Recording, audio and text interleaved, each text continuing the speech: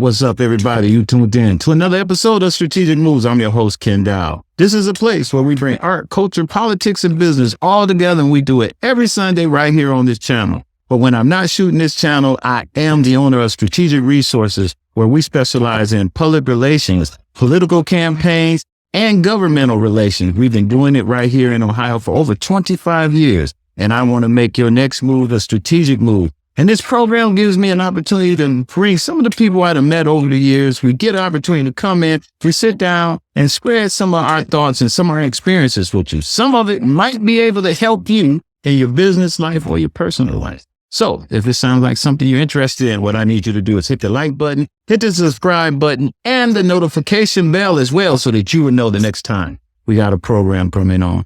So without further ado, what I want to do before we get started is I want to introduce the best podcast producer in the industry, at least right here in Cleveland, and that's DJ True Lateef. How you doing there, sir?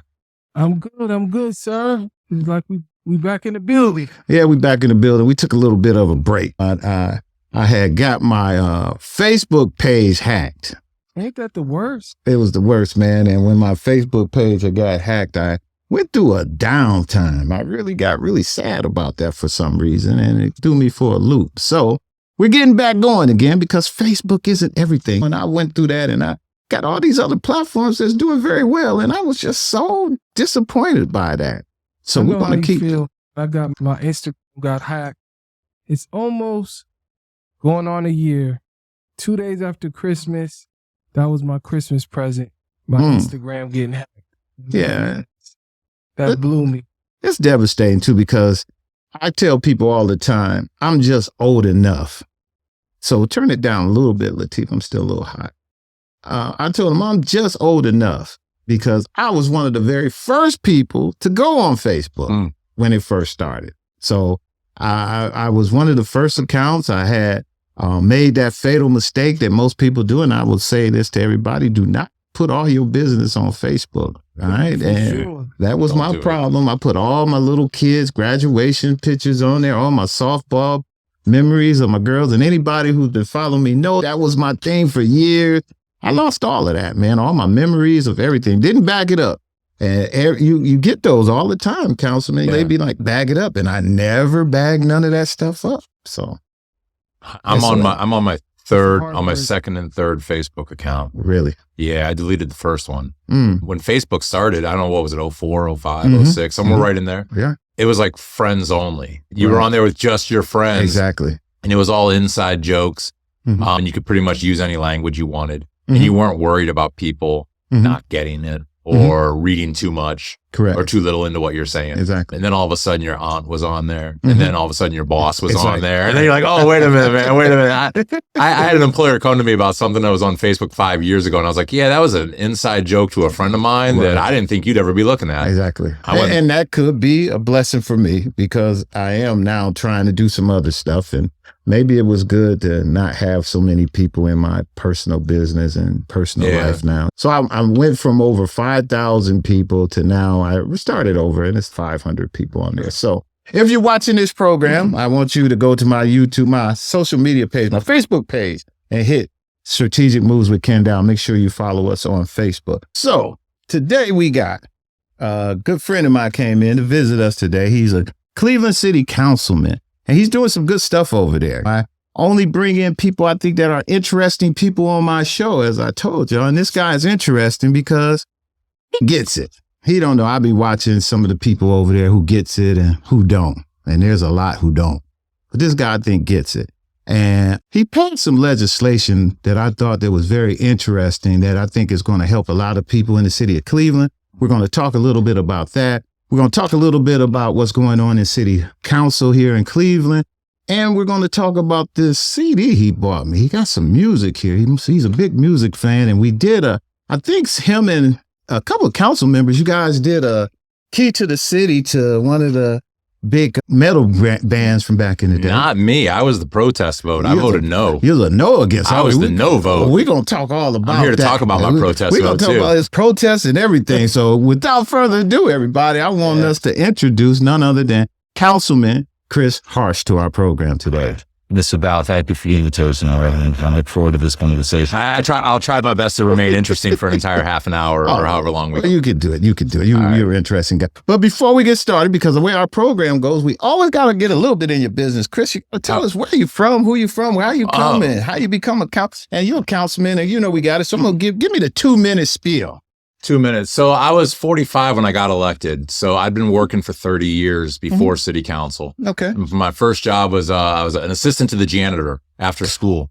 I was 13 years old, and all the kids would get on the bus. What school was it? It was Taft Middle School. Really? And all the kids would get on the bus to go home, and I'd just stay there. Really? Yeah, and then I'd push them up for 3 hours. I'm from Canton. That's where Taft Middle School is. Okay. And I grew up down there, and I moved to Akron for a quick year after high school. Didn't really find anything there. So I moved back to Canton for about another year, and I moved to Cleveland in 1998. Okay. So I've lived in Cleveland for over half my life now, which I think makes me a denizen, which is like a citizen, but it's more like a resident. But I was shiftless for a while in my 20s, didn't know what to do. I was a community organizer. I did some labor organizing. I did some coalition organizing. Now, who did you do that for? I remember. Yeah, so I worked for Acorn, which was a national organization, an anti-poverty group, had offices in about 100 cities across the country.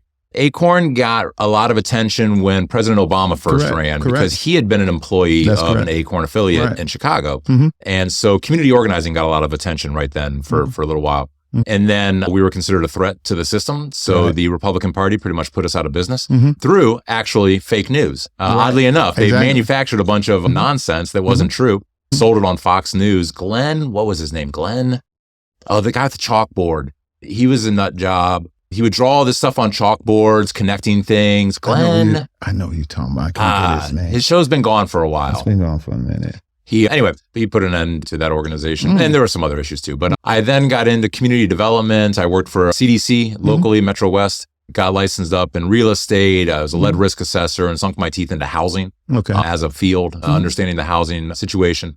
And in 2021, when Kevin Kelly ran for mayor, he did not appoint anybody to his seat. He left it open. Open seats in Cleveland are like unicorns. They don't come along very often. Exactly. So I had about a week-long conversation with my wife, and we both decided it was okay. All right. So I ran for the office, won the seat, and I've been doing this since January of 21. So what did how do you like the job so far that you're in? What is it, what you expected it to be coming from an organizer position? So much of the job is what I expected it to be. I think one of the things that I wasn't quite expecting was the relentlessness of it. It just, there is no part where there's very little completion.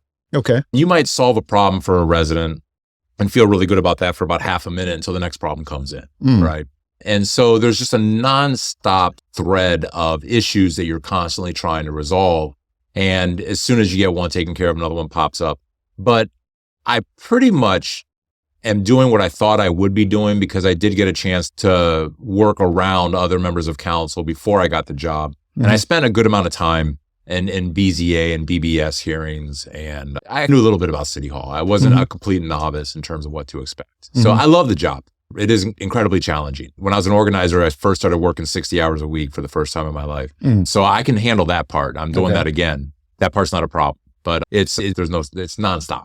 So do you think that is it the work of the councilman, or is it the community not understanding where they need to be going to get the answers that they need? Oh, no, I think it is the work of the councilman. I think that it would be wrong for me to tell residents in my ward not to give me a call if they got a problem. Okay. It'd be wrong for me to say, don't call me, because city council, I think, is the most immediate and approachable level of government in all of America. I agree. I tell people sometimes, they say, oh, you're a big shot. I say, I occupy the lowest level of elected government available to people that want to be in elected government full time.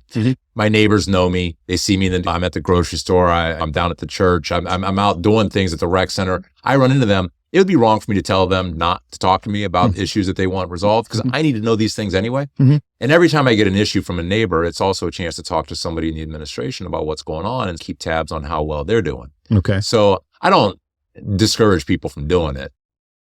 I'm just saying, from a personal level, you feel good about getting something resolved, but you got the next one coming in. So you don't really take time to celebrate victories as much as you do just like conveyor belt the stuff. Like, I want to take care of it, get it resolved, get on to the next one. I took care of the tree. Now I got to take care of the barking dog. That's right. Exactly. Yep. So with that being the case, because we both agree that council is that closest mechanism. And that was one of the things that I was talking with, and I was working with you guys on issue 38. Mm-hmm. So that is a good segue of us segueing into that a little bit. Issue 38 being that the citizens of the city and a group of people of the city of Cleveland felt that they wanted to take a fair portion of the budget to be able to make some decisions on how to do that.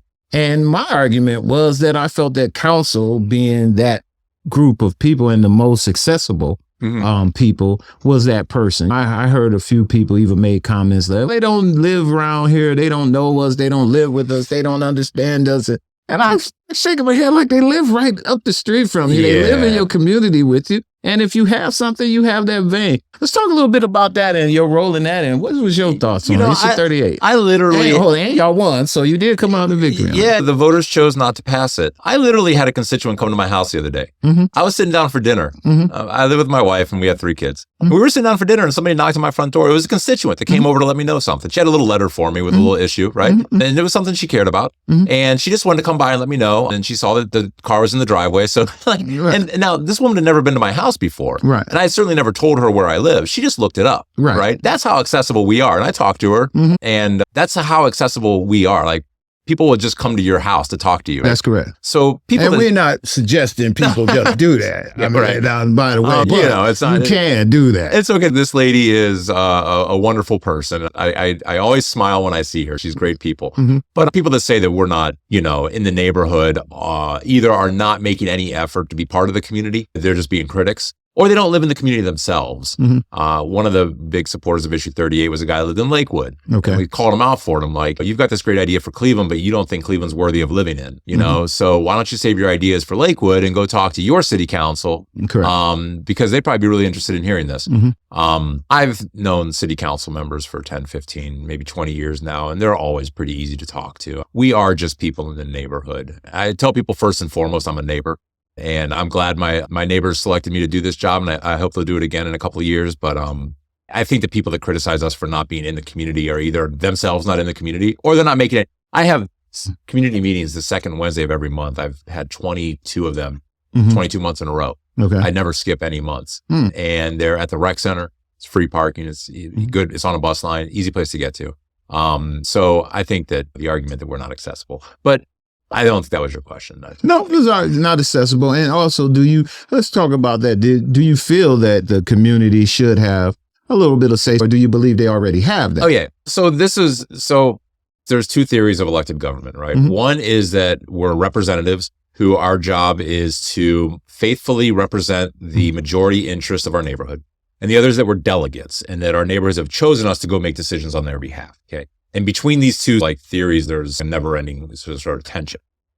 Because most of the time, I feel that my job is to represent the people in my ward as best as I can represent them. And from the drop of the hat on issue 38, I was like, this is not going to fly in Ward 13. Old Brooklyn's not going for this. And after I looked at the precinct and the ward results, I was spot on. Old Brooklyn voted it down 2-1. Really? Yeah. And I didn't persuade all those votes.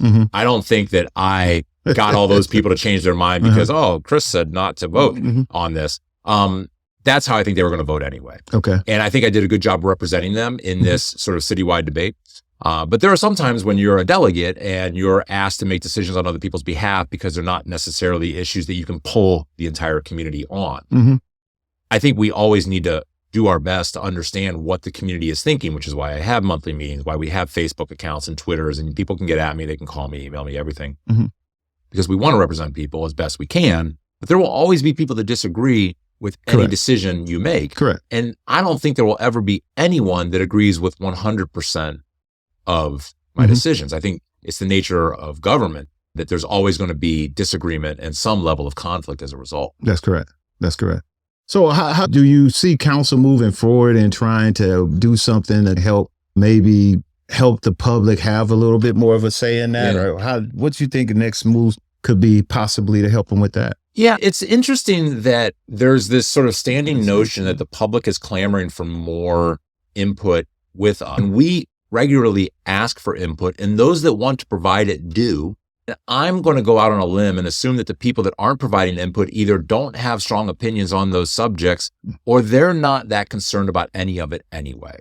Interesting. I don't know how much more accessible. Like, we put out stuff on Twitter and Facebook and say, the budget's coming up, let us know what you think. And it's crickets, right? Now, I send a mailer to every single address in my ward twice a year. Okay. Every single address, separate address, every door. And in that mailer is announcements of my standing monthly meeting, which has never changed, my email, my phone number. I don't put my Facebook and Twitter on there because I think there's some kind of like issue with that, like with government money and because it's not a government account or whatever. But if you want to find me, I guarantee you can find me. I am the easiest person to track down, like in all of old Brooklyn. And the people that aren't sharing their thoughts and opinions with me, I assume don't want to. Well, I think the point was they saying they don't have enough access to the resources, which is the deal. Right. So what the issue 38 people wanted was access to the money. Right. And I'm still scratching my head how I consider people having fallen for it because the only people that got that money were the 11 members of the oversight committee. There were going to be 10 people appointed and one person on full-time salary. And those 11 had the money. That was who's going to get the money. Okay. And then they were telling us that they were going to come up with this purely democratic system of distilling that money into the neighborhood or sifting that money down into the neighborhood through democratic processes. But it wasn't even a requirement. It wasn't even written into the language where they actually had to have an election process where the winner of the election got the money. Okay. These 11 people were going to decide how to spend the money, period. And whatever they came up with was going to be fine because there were no restrictions or limitations or checks and balances on that. I find it interesting when people are like, oh, we need more access to money, but then they looked at 38 and they're like, and that's that, because that's not what 38 even was. The other problem is we can never put 365,000 people in a room to make a decision. No. Right? That's just not going to happen. No. And even if you take the registered voters, that's still, I had this number at the top of my head the other day. What is it? 200,000 some registered voters in Cleveland. You can't put 200,000 people in a room. That's correct. Period. And unless you think that all 200,000 need to be able to make every single decision, then you can't really tell me that direct democracy is efficient or fair. So why do you think it's being like that these days, Kris? It seems like everybody is that these days. Everybody wants to feel like they can do better than government is doing, or government is not doing this, and you should let I haven't seen so many people representing the people in my life, man. Everybody represents the people. You don't represent, I'm with the people, and the people wants to, and here's my problem with that, is that, and here's my whole issue with 38. I'm going to go on my little rant too there. My little rant is this, is that the community has a role, and their role is to take care of the community. You guys had a role, and that was to represent us, be accountable for the dollars and everything that we spend down there. The community has done a terrible job.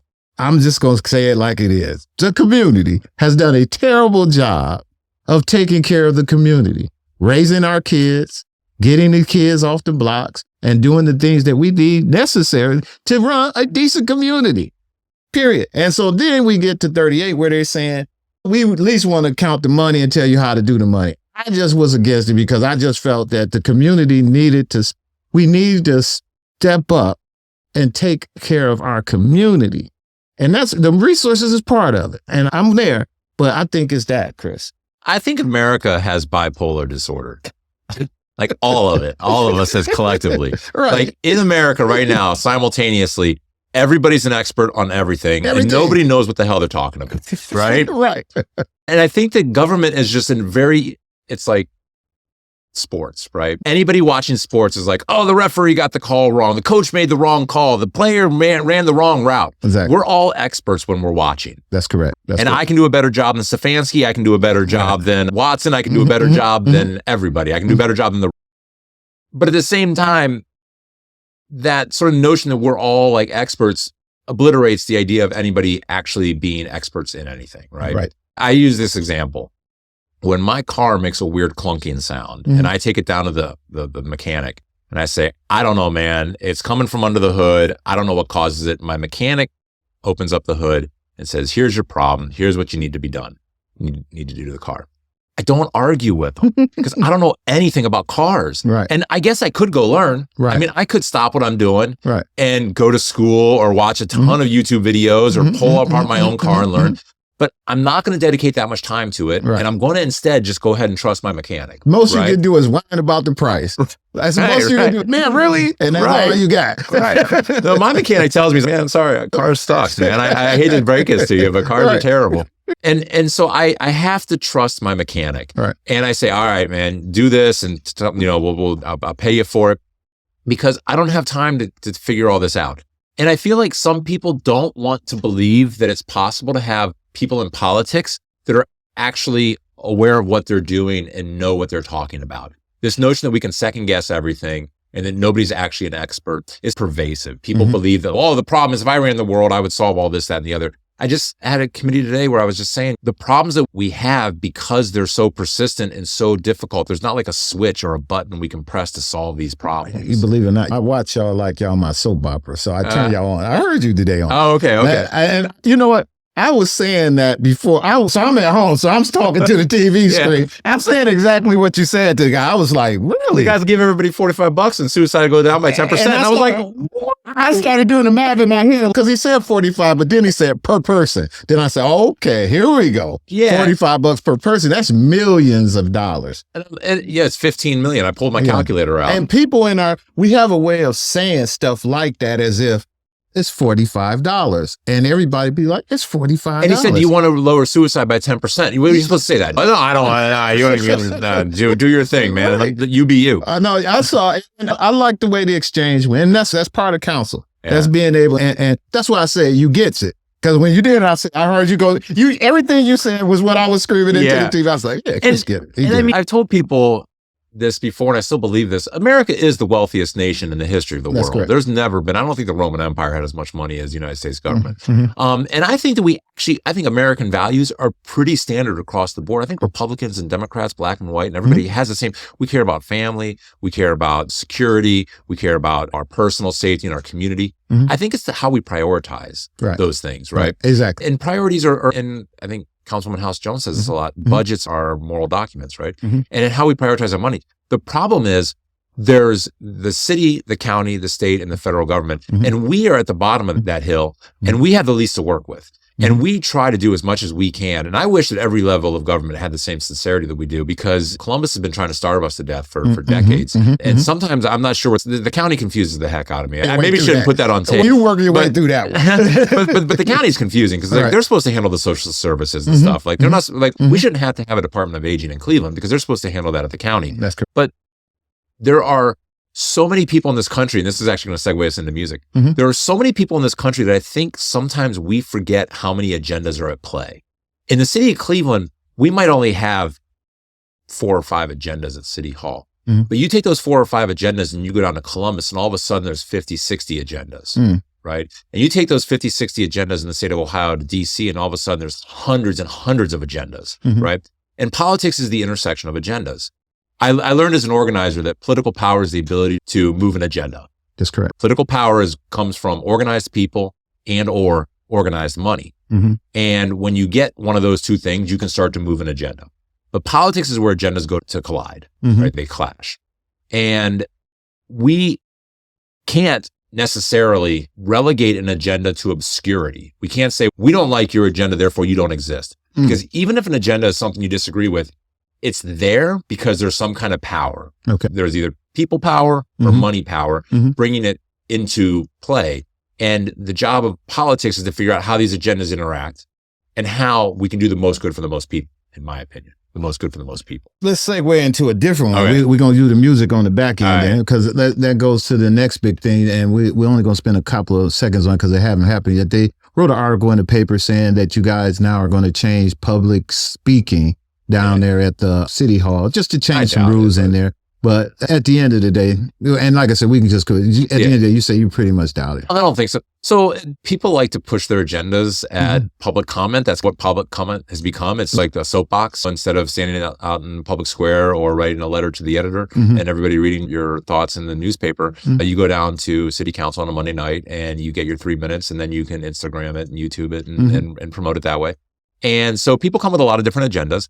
And there was a woman who went off and people sometimes forget that this kind of sparked the whole thing. She said, you know what? You're exactly right. I forgot. She was a frequent speaker, but she said something about LGBTQIA plus ABC everybody. and started to go off on that community. Yeah. I was scratching my head. I believe that she's okay. Yeah.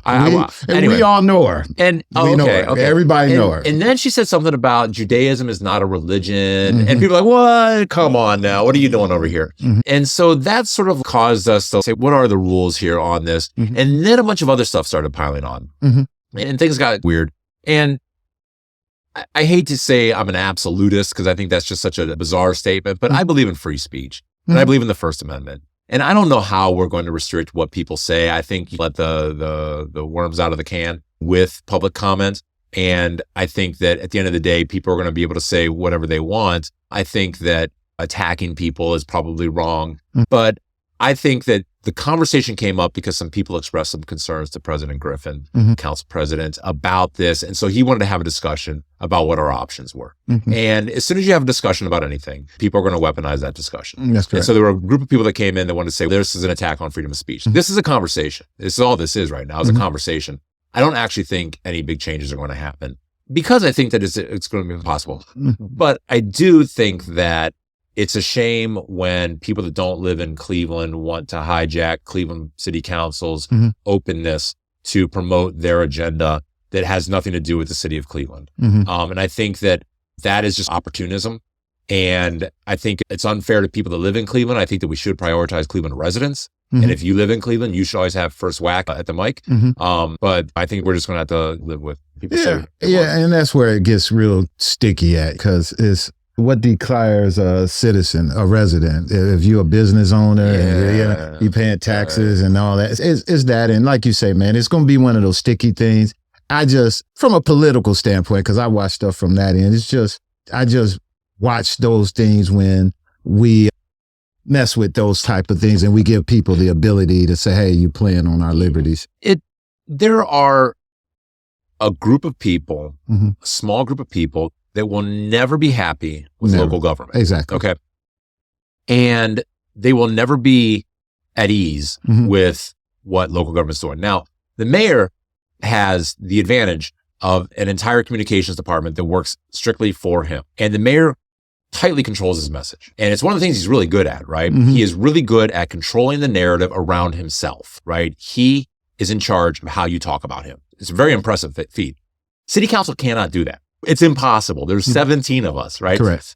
Our media department for 17 of us is 2 people, right? Correct. So those 2 people, I sometimes feel like if there's a chicken with its head cut off at City Hall, it's the 2 people that work media for City Council, right? Because they got to monitor what 17 people are saying. And we don't all agree. We're not supposed to agree. No. Council's supposed to have disagreements. Correct. We're supposed to talk about these things and our disagreements. And one of the most beautiful things about the job is that we're all really civil about it. Like we are really respectful. And we will look each other in the eye and have our disagreements and talk about them. And then we will vote separately. We'll vote differently. But I lose no respect over disagreement and votes. But we can't control messaging in city council the way the mayor controls messaging in the administration, in the executive branch, right? It's impossible. So if you want to attack local government, the easiest target will always be legislative branch, because there's one person saying one thing and another person saying another thing, and we're not all on the same page, and we can't be on the same page. You would think that the easiest target would be the mayor. He's one person. And it goes down to everything else. I've been doing it for a long time. I've worked for council members and everything. Is the council, you guys just get blamed for everything. And it's amazing. I just don't get it. I think it's a whipping post, right? It's just easy because there's probably one person in council that agrees with almost every opinion. There are very few opinions that have no support. So you can say council this or council that and be talking about a small number of council members, but throw council in there as a collective whole. And I think that it's just, we are not able to control a single narrative from city council because there's more than one of us, right? And we don't have a communications department that works for one person. Even President Griffin doesn't speak on behalf of all 17. Right? We elected him to be the president. He runs the body, but he can tell you what some council members think and what other council members think. And he can maybe tell you what the majority think, but like he doesn't get to put words in our mouths, right? Is there anything all of y'all agree on? We all thought 38 was a bad idea. And that's the only time I've seen all of us agree. Okay. That was the only time, actually. I kept Since telling you've people been that. there, that's it. I was telling people, I was like, you don't understand. I don't think of, And not to say there's totally disagreement, but we vote 100%. unanimously on a lot of stuff. Like when the water department needs to hire couplings or something like that. Exactly. Okay, the water department, do your job. And we all vote on that stuff. And oftentimes a lot of our bills that go through, people think that city council is a pushover sometimes because our bills go through 16-0 or 17-0. But what they don't understand always is that we have our disagreements in committee. And if something makes it out of a committee with majority, we typically don't log protest votes in Monday nights. Really? Yeah. You're like, why? If I know something went through 16-1. 16-1. I've done one protest vote since I've been here where I just wanted it myself down as a no. We know that it's going to pass. And so the question is, are you trying to get political points? Are you trying to like set yourself up that you go back, I voted against that, I voted against that, I voted against that? Because that's a really odd thing to do, to say, I voted against all this stuff that passed, right? You figure out in committee whether or not something's going to pass, right? And you figure out if there's going to be some disagreement. And sometimes you just get it to change in the way that you're okay with it. That's negotiation or compromise. People do log protest votes. They get them in there sometimes, but there's really no benefit or you don't accomplish anything by doing it. If you know that you disagreed with your colleagues on something, but you were in the minority, I usually just cruise with it. Like I'm in the minority on a couple of issues out there that I think I would have disagreed with, but I saw that I wasn't going to be able to whip up the votes for a no. So I just cruised with it and it's okay. We don't always need to etch everything in stone about I voted no on this proposal because I voted no on KISS.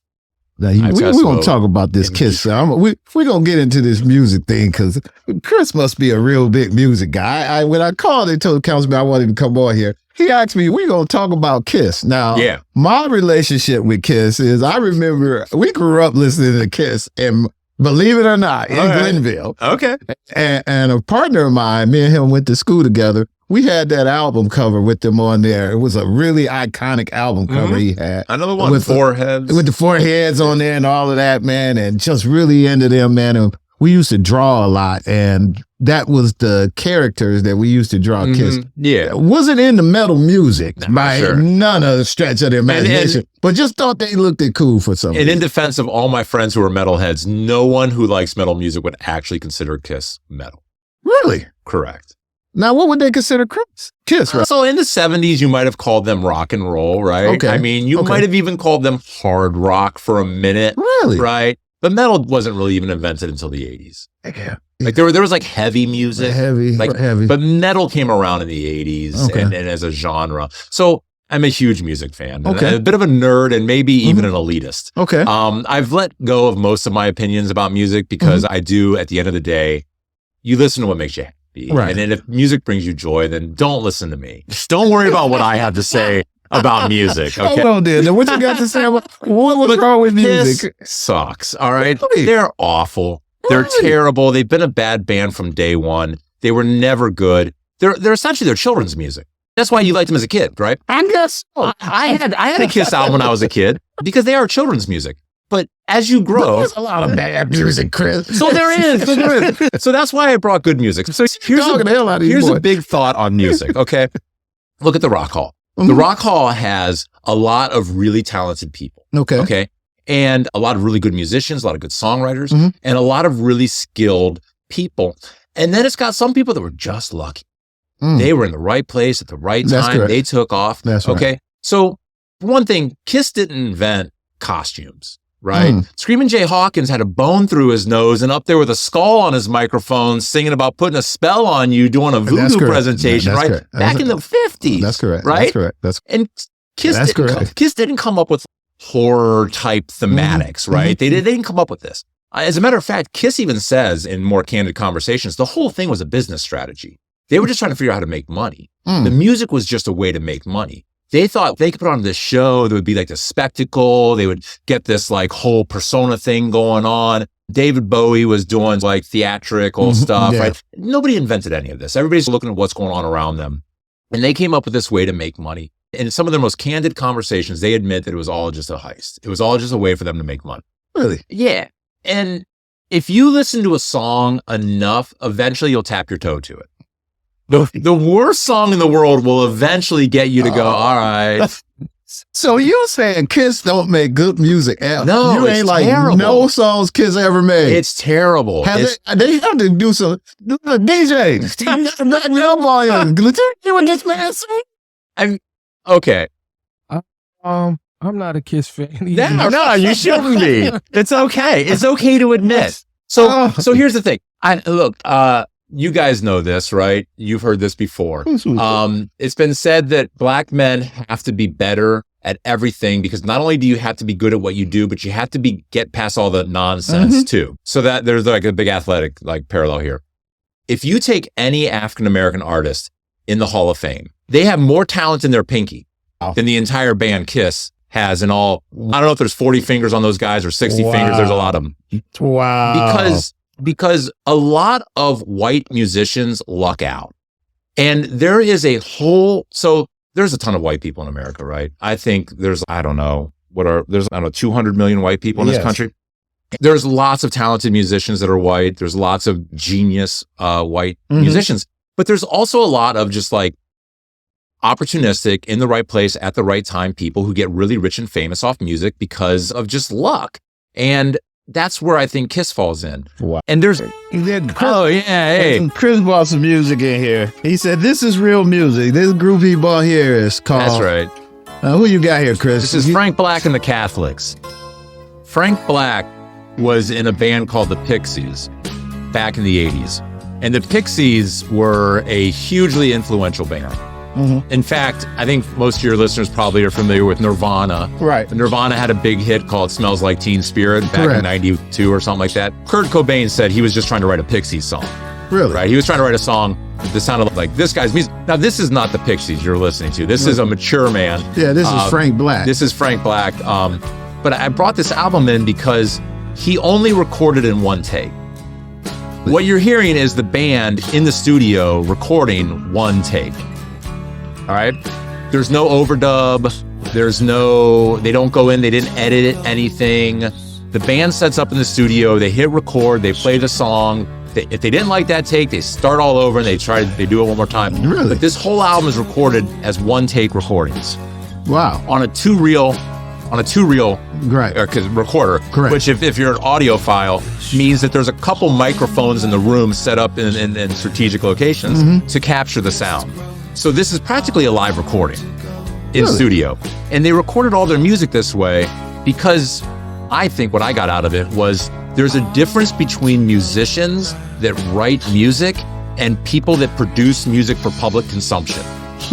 And people that produce music for public consumption are typically more focused on the money they're going to make off the end product than on the artistry of what they're doing. That's correct.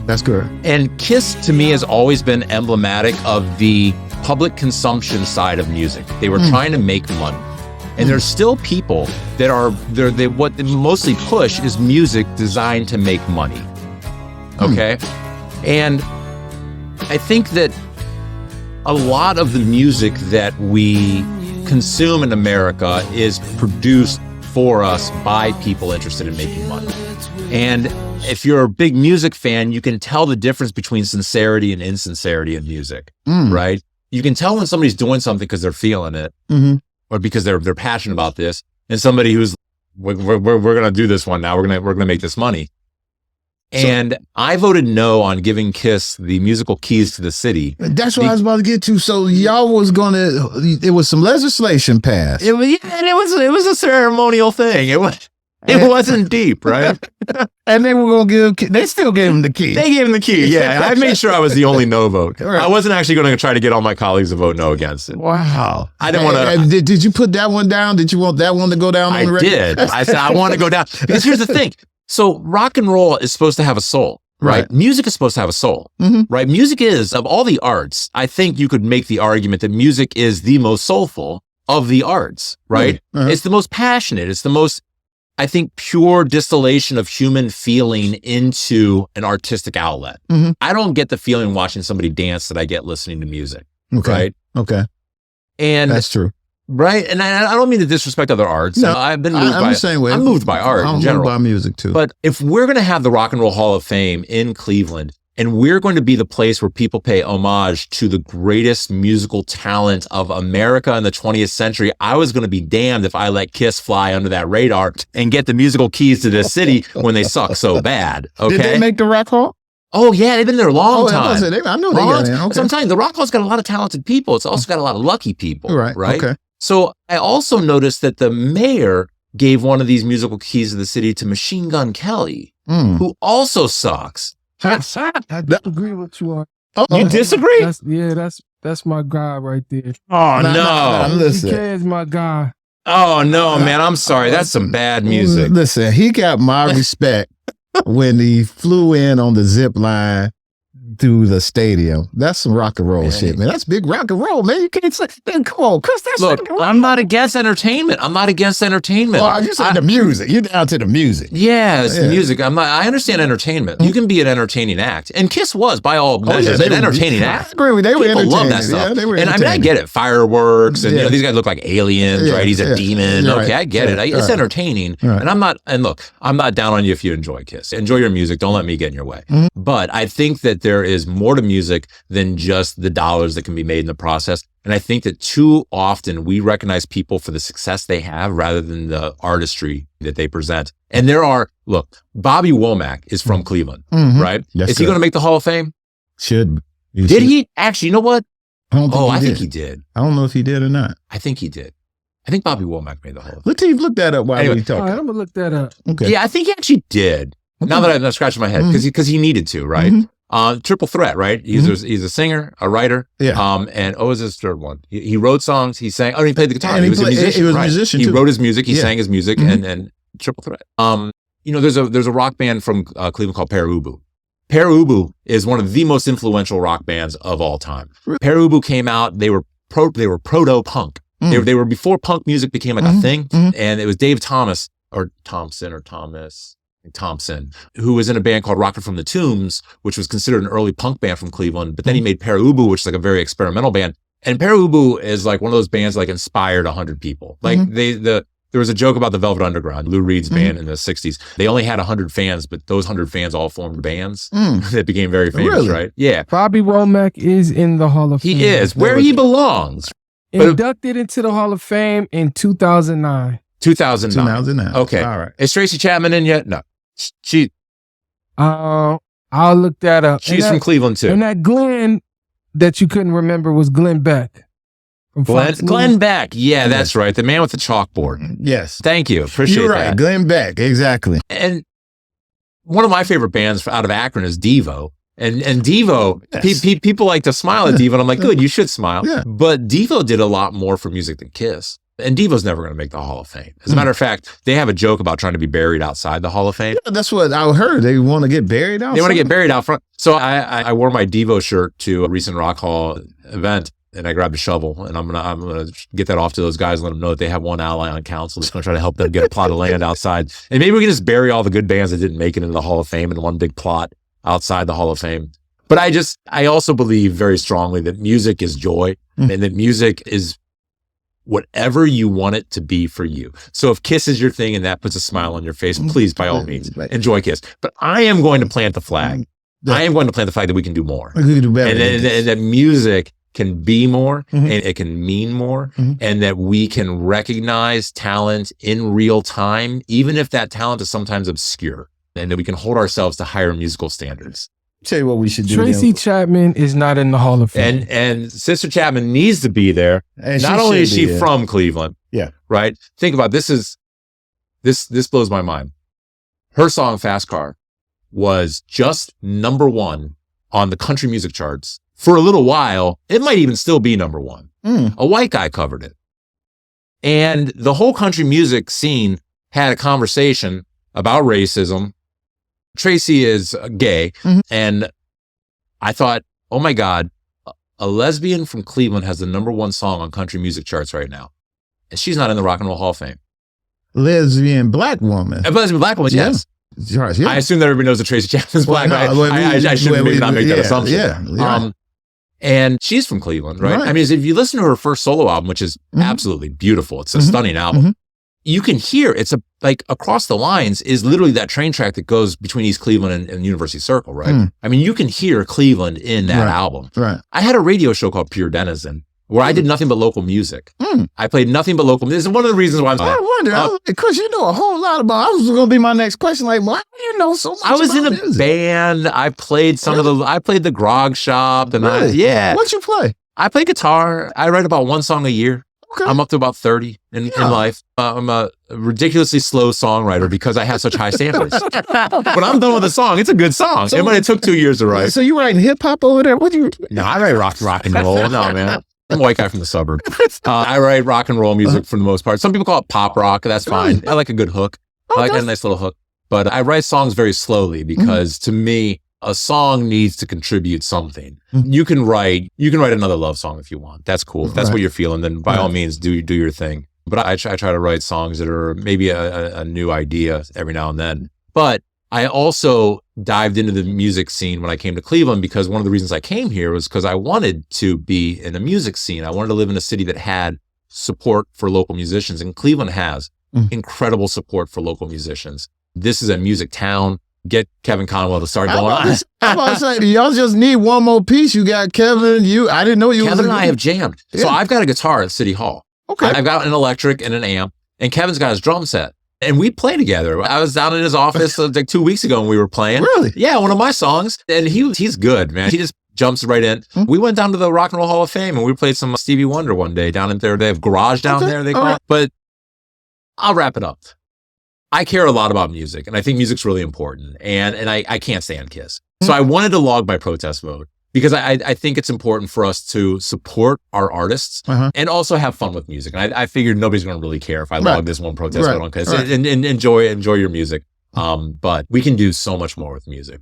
And I encourage the Rock Hall to. So let's pivot a little bit. Right. We're going to pivot into talking about doing good stuff, not people knowing what you do. This was some legislation you passed back in April, it looks like. Last year when you did this. April of this year. Let's go. 2023. It was the medical debt relief thing that you did. And everybody, that was the reason why Kris was coming on the show. Yeah, here we are. We're ready. The intro is all done. We've warmed up. The intro, we're ready to talk about the reason we're here. Real reason we're here. We're here today to talk about Kris and this medical debt press. He did a medical debt relief program. Oh, Senator, you was good. Oh, yeah. He was good. It's a 20-year-old album. I don't think it's a medical debt relief program for the city of Cleveland. Kris, I wanted you just to tell us about that. And how do people benefit? I was trying to read how you could benefit from it, but I think I know, but I want you to break it down. Yeah. So I learned about this over a decade ago, roughly. And I'll just give you a brief primer for people that don't know how this works. Say you go to the hospital and your bill gets run up and you can't pay it and you go into collections. We've all been there, right? They call you, they try to collect the money, and all collections pretty much work the same. They try to collect their money and you don't pay them because you don't have the money. At some point, the hospital, like any other agency you owe money, gives up on you and they stop trying to collect. What they do is they sell your debt to a debt collector. Okay. So say 1,000 people owe the hospital $1,000 each. That's $1 million in debt. 1,000 times 1,000 is $1 million. The hospital says, we can't collect this $1,000 from these 1,000 people. So we're going to sell this debt instead of $1 million. We're going to sell it for $500,000 to a debt collector. The debt collector says, oh, cool. So if I can get the $500,000, I'll cover the cost of buying this and everything else is my profit.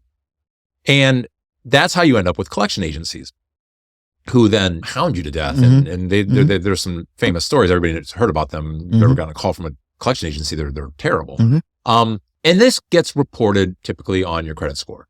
This goes onto your credit score as negative credit, right? You're in debt. And so what this group does, and I heard about this a decade ago, but I didn't really think much more about it until I got elected. This group buys that medical debt for pennies on the dollar, not $500,000 for $1 million, but 100,000 or something for $1 million or less. And then they just forgive it. They say, okay, instead of trying to collect it, we're just going to tell you that everybody's even. Everybody's squared up. All the debt's gone. We're eliminating it. And I actually had a friend call me from Toledo after the election, after I won. And he said, hey, my friend Michelle is a city councilwoman. She actually just got elected to the Ohio State House, Michelle Grimm. And she just relieved medical debt in Toledo. Give her a call. So he gave me her number and I called Representative Grimm. I think she'd just gotten transitioned. And she explained to me how this worked. And she was like, you should do this. It worked really smoothly. So I got in touch with RIP Medical Debt and talked to them about it. And here's what happens. We gave them some ARPA money, $1.9 million.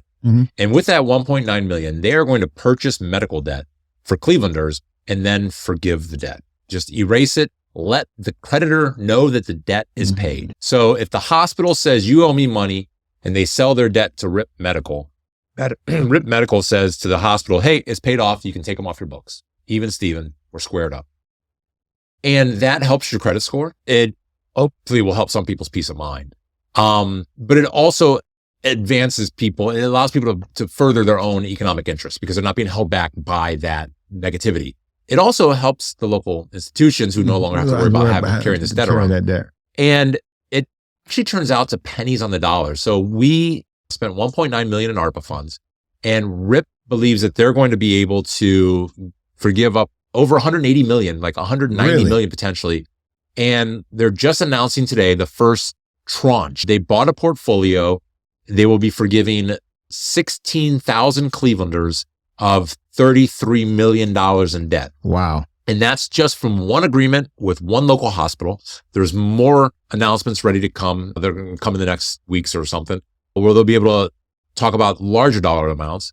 But for these 16,000 Clevelanders, they're going to get a letter that says this debt that you've probably are aware accumulated over the year is gone. It's gone. It's not going to be every debt for every person. It's just medical. But medical debt's the number one cause of bankruptcy in America. And it's like the number one and number two form of debt that people carry. But it's the number one cause of bankruptcy. And so you'll get a notification, a letter in the mail that says this debt has been eliminated. You can hang on to this letter for your records, but it's not income, so it doesn't go into your taxes. And it's not considered a gift, so you don't have to report it. You don't have to report it. You don't have to do anything. Wow. It's just not there anymore. Really? It's just been taken care of.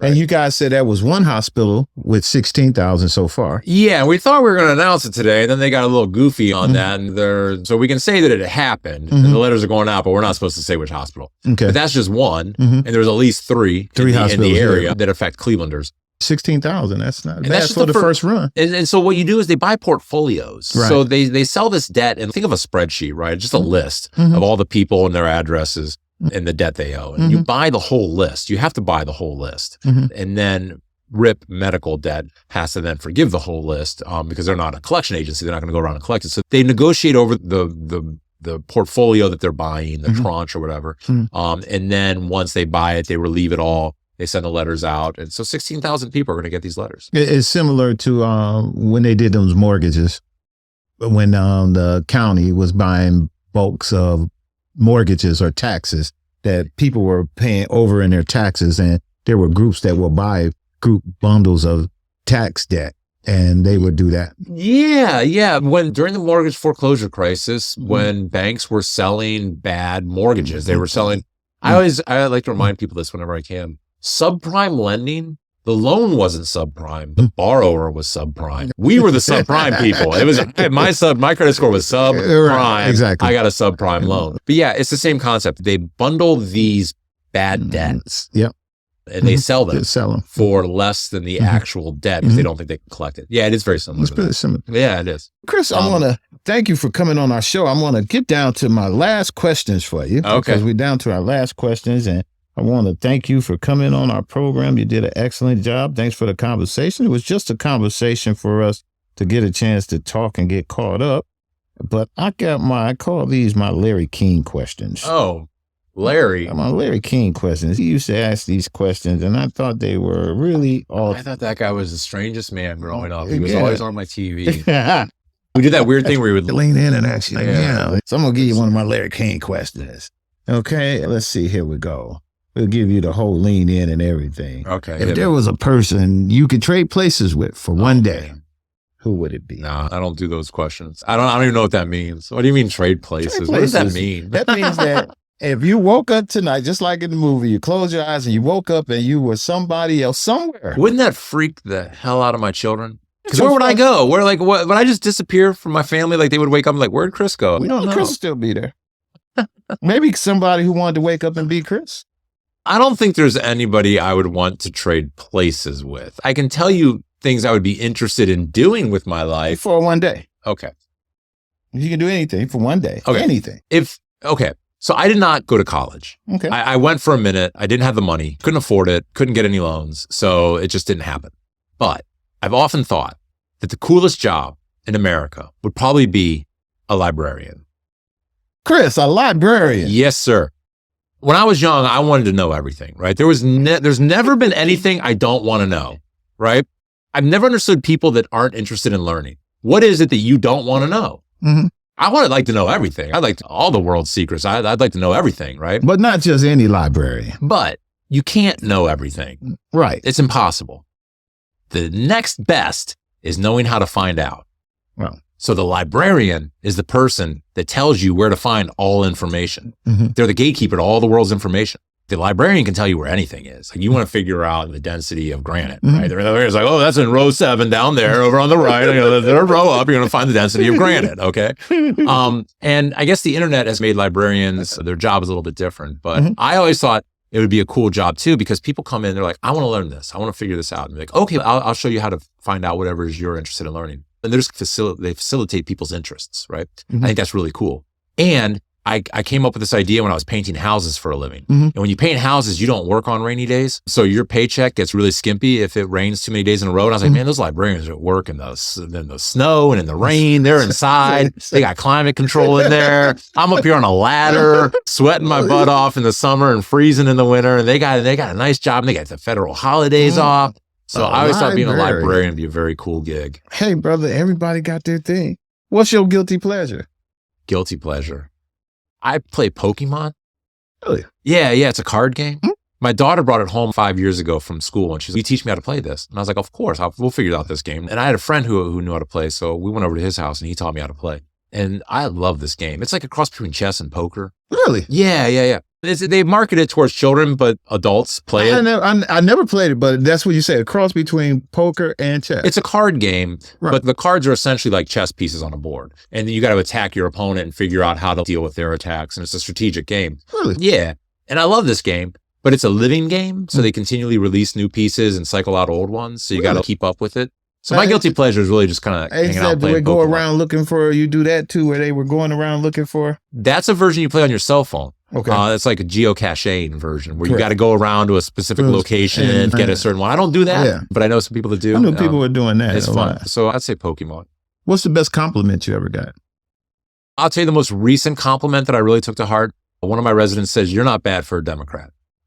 I thought, all right, hey, I must be doing some good here, right? Because we live in a terribly polarized country right now. Where sometimes people think that you're blue or red, there's no ability to even be shades of anything other. Right. And a guy said, "You're not bad for a Democrat." And I was like, Democrats aren't that bad. And we got things we can talk about. We can work together. Mm-hmm. So I think that was like the most recent high compliment I got, because to me, it told me that I was speaking to somebody who was hearing, and we were creating connections that he didn't think were going to exist. That's correct.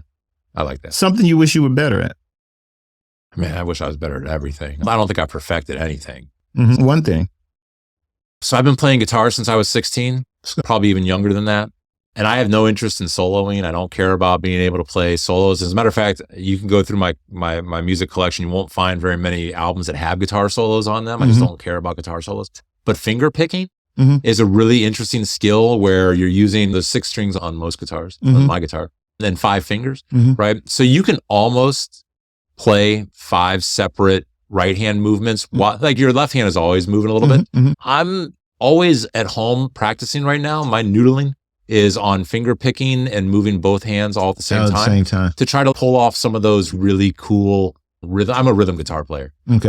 Trying to pull off some of those really cool rhythms that require constant motion in both hands. That's what I'm trying to get better at. Well, that's the one thing about music, guitar and drum. You use a lot of your hands, your feet. And Kevin with his, I'd say, boy, Kevin, your calves got to be like the strongest in the world, because he's constantly doing his calves and that. And like you say on the guitar, if you got arthritis, a guitar will kill you. I'm not there, and I dread thinking about that day. Yeah. But I will tell you that having played in rock bands, drummers are worth their weight in gold. There's not enough of them. Wow. There's a shortage of drummers in this world, and I think there always will be, because I think it's the hardest thing to do. Really? The guitar is probably the easiest one, right? Anybody can stand there and play power chords, right? Not a problem. Even Kiss can do it. But being a good drummer, Kiss had a terrible drummer too. Oh my God! Oh, God. Somebody once said so many cuts on Kiss. some- You gonna go viral just on your Kiss. somebody stuff. once said that a dog scratching its ear can keep better time than Peter Criss. Oh, But a good drummer is like worth their weight in gold, because it's exhausting. Mhm. Their whole body Yes, is going. yeah, I can stand yeah. up there and play the guitar Right, and sing, right, and that's right. not too physically Right, exhausting, right? right. Like I can do an hour and a half, 2 hours, no problem. The drummer, yeah. I feel for that Yeah, person, he right? working. That they need water. they need half the time. Your set ends so that your drummer can just get up and move for a minute, right? Wow. Because they've just been sitting there like this for an hour, right? Right. But That's interesting. I practice guitar almost every single day. I play almost every single day. But there's nothing that I'm an expert at right now. I'd like to get better at everything. I See. haven't finished my skill set in any area. What's the worst piece of advice someone ever gave you? Oh man, I don't know. I'm bad advice. I mean, Mhm. You remember something? I guess somebody bad advice told would be you? something you listened to and something you took to heart and followed, right? And then it bit you. You can almost say that- that. Or you can say, you know what, they tried to tell me to do something. I didn't do it, and I'm glad I didn't. Because that was some bad advice they was trying to give me. I don't know. I mean, I'll give you one from one of your colleagues. oh, okay. What do one of my One of your colleagues, say? your drummer. Yeah, okay. He told me somebody told him to go off and go play for Ray Charles in his band and don't marry his wife. And don't what? And don't marry his wife. She will be okay when you come back. She was just pregnant, his wife. Oh, I think even don't marry Ray Charles. Oh, his wife. I'm like, yeah, you should not Yeah, marry yeah, Ray Charles' his wife. wife- That's a bad idea. His wife was pregnant. Oh, his wife. And she was having a baby, and Oh, he so- had a decision to make whether I should go tour or stay Mhm. home. And he decided to stay home. I see. And his worst advice was, he said, the person who tried to tell This him. person tried to tell him, yeah. Yeah. People say all kinds of nonsense, right? We all have to. People like to talk. They like to say things. Mhm. And you just got to not let anybody dictate your decisions. But I can't really think of any one piece of advice that I'm like, that's the worst piece of advice I've ever heard. I suppose, I think some really bad advice that I hear a lot Mhm. is telling young people they need to start a business. And, Yeah. I'll get like all the knives thrown at me for this one, No, that's because a good one. I think that we don't value a steady paycheck as much as we value the self-made rich person, right?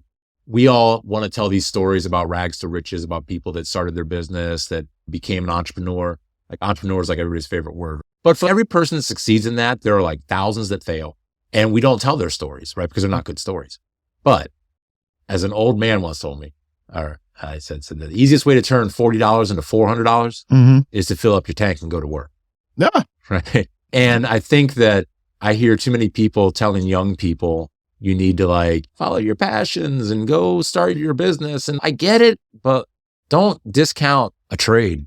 Don't discount a good job. Don't discount something that will pay your bills and allow you to pursue your interests outside of work. Because Mhm. at the end of the day, you're going to need a certain amount of money to make it. And there are places that are hiring. That's correct. You want to be a Cleveland police officer, you want to be a firefighter, you want to be a construction worker. Those places are all hiring. They're good jobs. Teachers, there's going to be a shortage on teachers. Pay is good. I think that sometimes we don't give young people honest advice about their financial. And I'm with you on that, because I'm going out looking to bring on various different people over on my show. Mhm. And it seemed like everybody now is an entrepreneur. Everybody's a coach. Everybody's a motivational speaker. Everybody's a influencer. And Yeah. and it's just, Yeah. My kids Wow. want to grow up to have a YouTube channel. That's like their Right. dream right now, right? They want to be an influencer. yeah, it's like the problem with being an influencer is you only influencing for that moment, like in that time. It's hard to maintain an influencer lifestyle for a long time. And that's the problem. I think it's not like big fish, little pond syndrome, right? We all, like, people really enjoy attention and they really enjoy having their ego stroked. Mhm. And I think that there's a lot of ways to achieve that with social media, and people are looking for that. And I think that when somebody is successful, we lavish them with praise. I actually saw a rich guy on one of the late night shows. He was a young comedian. Mhm. I think it was Bo Burnham or something like that. Mhm. He's like a comedian. He's funny. He's not changing the world or anything, but he was on one of those late night shows, and then they were like, what advice would you give your fans? Or something like that. He's like, don't take advice from me. That's my advice. Don't look to me. I lucked out. I was in the right place at the right time. And all of this is just luck. I could have been anybody. There's more talented people than me in the world. Mhm. There's funnier comedians than me in the world. I just happened to be somewhere at the right time and somebody got noticed, and my career just went like that. So my advice is don't ask me for advice because I'm not good at this. I'm just lucky. And that's 90% of influence. And that was one of the most sincere answers I've seen to that, right? Mm. And that's 90% of them. Every now and then somebody is like actually really, really talented and they get a lot of attention for their contributions. But a lot of this is just like you're rolling dice. And every now and then you get snake eyes. It happens, right? It just happens, right. It's 1 in 36, right? Mhm. It's going to happen every now and then, but the majority is not. It's not. You run into people who say, oh, I helped this company make $1 million. I helped this company do this and I helped this company do that. But I'm looking at them and I'm watching their channels. I'm watching how they operate. It's like, you didn't. Yeah. And then I look at some of them and be like, you're too young to be able to do it. Some of us are smart enough that we can count backwards. You do got to do at least 4 years of college, right? And you still got graduated at 18. It's just ridiculous. I think college is turning into grades 13, 14, 15, and 16. And just public education is going to go up to grade 16 pretty soon because I don't know what, even a lot of construction jobs and stuff, right? They want you to have a sort of technical understanding for some of this stuff. And I think we really need to consider the notion that maybe public school just needs to add 4 years and college can be for your master's and your PhD. Well, they can start teaching what they need to teach in school, man. I think we got a real problem with that, Kris. They're not. And what I mean by that is not just academic math, reading math and arithmetic. I think they got to go back to the basis of what you're saying to bring construction and that kind of thing into the job so that the young person can get that experience of saying, you know what, I do want to go into construction, so I do need to pay attention in math because they're not getting it. Of stuff that kids need to know now is more than the amount of stuff they needed to know in 1995 when I graduated. That's correct. And more than when you graduated. And I'll put this in perspective this way.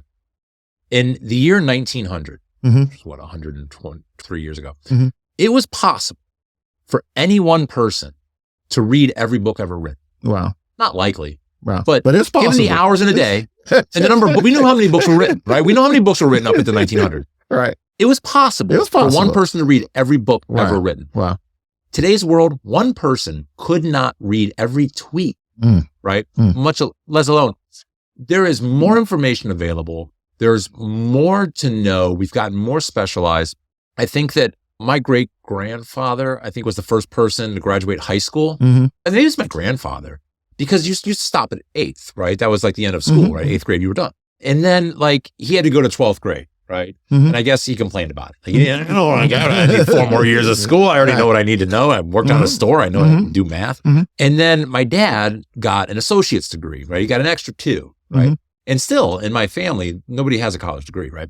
But we're getting to the point now where like, it's going to be like required. My wife has a degree. She's the smart one. She's got a master's, right? She got her master's in education. Well, that's how it is on She's my side. Right. Exactly. Right. So I think that that's just the way that like time marches on. You need to know more. There's more to know. But I think that I think it's, I don't want to say don't follow your heart because you should always have your passions, but I think that it's okay to get a good job that pays your bills and then you can do your thing on the side, right? And look for your avenue. But I don't know. That was, you asked a question about bad advice. Here's my last question for you. What never seems to make you smile other than listening to Kiss music at the end of a hard day's work? What makes me smile? What never seems to me, you see it, it gives you joy every time. I have kids, man. My children are 7, 9, and 11. There it is. And if you don't love them before you have them, you sure as hell will after you have them, right? When my wife and I had 2 kids and we were trying to decide if we wanted to keep going or not, she was telling one of her coworkers who was an older lady, if we were having this discussion, should we keep going after 2? And she said to my wife, she said, you will never regret the children you have. And I think that was just a really true statement. We had one more, that was my son. And my children are a constant source of joy. I tell my oldest daughter, without any reservation, the happiest day of my life was the day she was born. And I don't mean that to disrespect the next 2, right? But that day that you have your first child, it is like your world changes, right? That's correct. And you've got new things, right? Your priorities change. And my children bring joy to me. Ours was that same way. The first one, Second one was a bit of a trip because she came early. She was a preemie, so we went through some How stuff. early, like weeks or months? No, months. She was. Really? She actually was the youngest kid born in university and Rainbow for years. Wow. She was the size of this phone when she was born. You could see through her and everything. She was born like 5.5 months early. So we stayed in the hospital for a long time with her. She doing all right. She got. Yeah, you walked through here tonight. You okay. tell a thing on her. She's good. Then the youngest one though, man, the crazy story about her, we got sick and we both caught the measles. No, the chicken pox. You and your wife. Me and my wife. Yeah, okay. We were grown to it. Yeah, you're not supposed to get it. We Right? tripping at home and I think I caught him first and I'm scratching. I'm like, what the hell? And then I looked at her and I'm like, I think you got chicken pox. We both went to the hospital and because they was like, we think y'all got chicken pox. And then she said, and also you're pregnant. I said, what? Child number 3.